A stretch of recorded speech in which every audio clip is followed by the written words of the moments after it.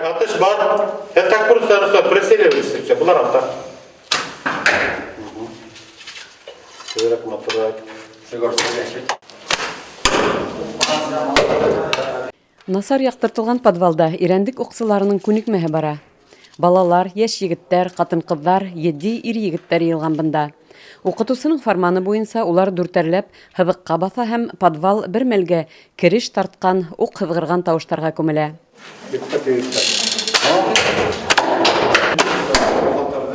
Агалык усталы Сейфуллиндар Сибай политехник колледжы студенттары. Денислам 3-нче, Ягъфәр 1-нче курста укый. Егеттәр башка спорт төрләре менән бер рәттән ук атуга зур игътибар бүлә. Улар республикала мәргән уксы хәрәкәте оештырган төрле ярыштарда катнашып өлгергән оста уксылар һанала. Угатар ярышында ярыштым, онда 1-нче урын алдым. Шуннан Учалла катнаштым бер ярышта, онда 2-нче урын алдым. Аскар авылында ярыш булган, онда тоже 1-нче урын алдым. Ике ярышта катнашкан бар инде, шуга мен 1-нче ярышым инде Аскар авылында үтте. Онда 3-нче урын алып кайттым инде. Шуннан 2-нче ярышым инде Баймак районында Кылсыра авылында үтте инде. Шунда балалар арасында 1-нче урын алдым. Сит илдәргә барып, шул ярыштарда катнашкым килә берәй. Борындан безнең ата-бабаларыбыз мәргән уксылар булган. Шул без дә шуларга охшап булгыбыз килә инде. Заманында ук ату халкыбызның батырда тәрбияләү мәктәбе булган. Бүген республикала ана шул тәрбия сараһын кабаттан тергеҙеү буенча уңышлы эш алып барыла. Был спорт төрө менән Сибай калаһында ла шөгыльләнергә теләүселәр күп. Ирәндек лицее укучысы Руфина Таһированы уксылар клубына 2 ел элек олатаһы алып килә. Күп ярыштарда катнашканым бар. Угатар ярышында урын алгайным республика башкортстан. Сураж батыр ярышында. Шунда ла 2-нче урын алгайным. Һәм башка инде. Угату өчен көз кирәк.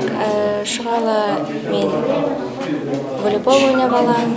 Физкультуралашында, баскетбол, шулай.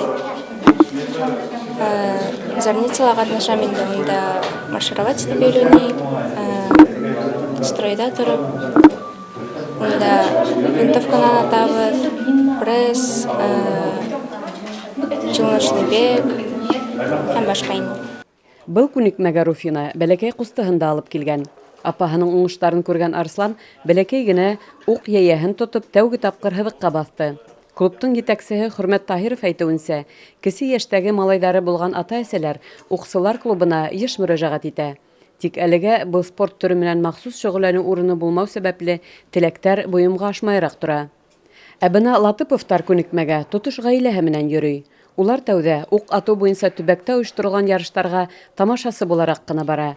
Ә инде балалар кызыккана башлагас, атай менән әсәй үзләре лә дәртләнеп ук хабакка тотына. Примерно 2 года назад мы пришли на занятия. Мне было просто интересно. До этого времени мы просто чисто для себя съездили на соревнования. Нам это очень понравилось. Вообще массу положительных эмоций. И сейчас решили заниматься более серьезно на уровне, именно как бы воспринимать не просто хобби, а как вид спорта для себя и для своей семьи. Для нас вот оно более доступно. Единственный у нас минус, наверное, это то, что с помещением, вот у нас именно кто занимается и стрельбой из традиционного лука, чтобы в свое время было свое помещение. Вот это только единственное. В целом очень много желающих детей. Вот мы всей семьей занимаемся стрельбой из лука.